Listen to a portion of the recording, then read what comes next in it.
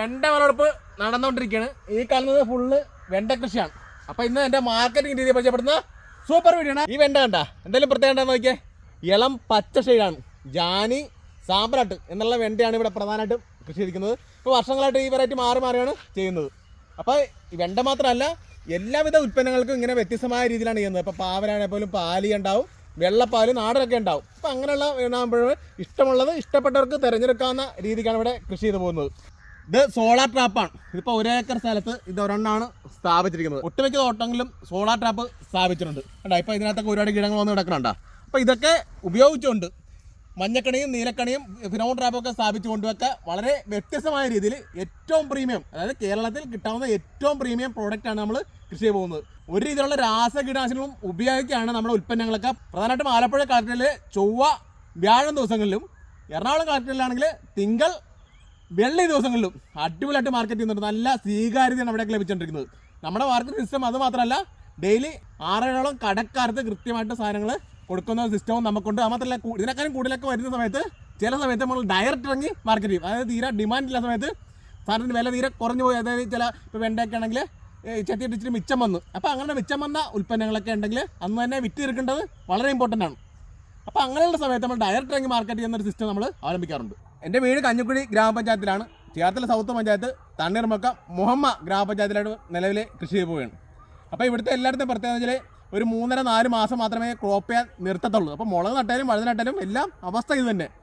അപ്പോൾ എന്നാൽ ഈ ഒരു കൃഷി കഴിയുമ്പോൾ ഫുള്ള്, ഇപ്പോൾ മുളകാണെങ്കിൽ പോലും ലോങ് ക്രോപ്പാണ് എങ്കിൽ പോലും അത് മൊത്തം ക്ലിയർ ചെയ്ത് കളയും. എന്നിട്ട് 2-3 ആഴ്ച ഗ്യാപ്പ് കൊടുക്കും, നന്നായിട്ട് കുമ്മായിട്ടിടും. അപ്പോൾ കീടങ്ങളൊക്കെ എന്തെങ്കിലുമൊക്കെ വരുന്ന സമയത്ത് അത് കംപ്ലീറ്റ് പോയിട്ട് അടുത്ത ഫ്രഷ് ആയിട്ടുള്ള ഒരു കൃഷി ക്രോപ്പ് റൊട്ടേഷൻ നടത്തും.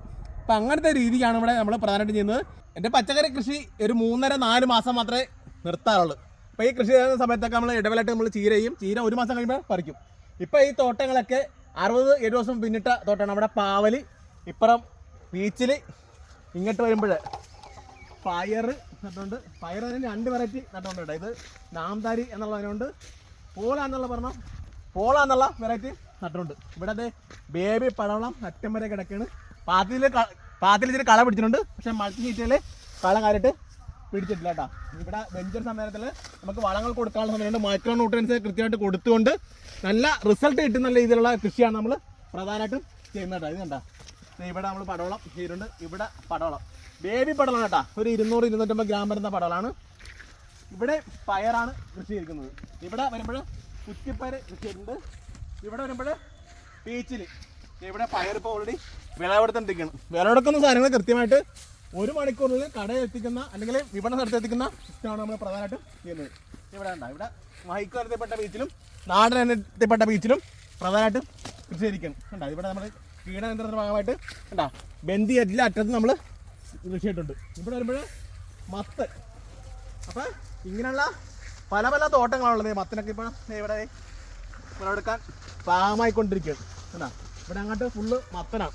അപ്പോൾ എല്ലാം വെണ്ട ആണെങ്കിൽ ഒരു 10,000-1,500 ചോട്, പയറാണെങ്കിൽ ഒരു 10,500 ചോട്, പീച്ചിൽ പാവലി ഒക്കെ ഒരു 300 ചോടൊക്കെ നടും. മത്തനാണെങ്കിൽ 200 ചോട് നടും. മത്തനൊക്കെ ഈ പൂവൊക്കെ നമുക്ക് ഈസി ആയിട്ട് മാർക്കറ്റ് ചെയ്യാം. അപ്പോൾ അടുത്ത തോട്ടത്തിൽ ഇവിടെ ഇല്ലാത്ത ഐറ്റംസ് അവിടെയും പ്രാധാന്യം കൊടുക്കും. അപ്പോൾ അങ്ങനെ ഒരു രീതിയിലുള്ള കൃഷിയാണ് ചെയ്തു പോകുന്നത്. അപ്പോൾ ഇതൊക്കെയാണ് ഇവിടെ ലക്ഷ്യങ്ങൾ. അപ്പോൾ മറ്റൊരു വീഡിയോയിൽ മറ്റൊരു വിഷയമാണവരെ ബൈ.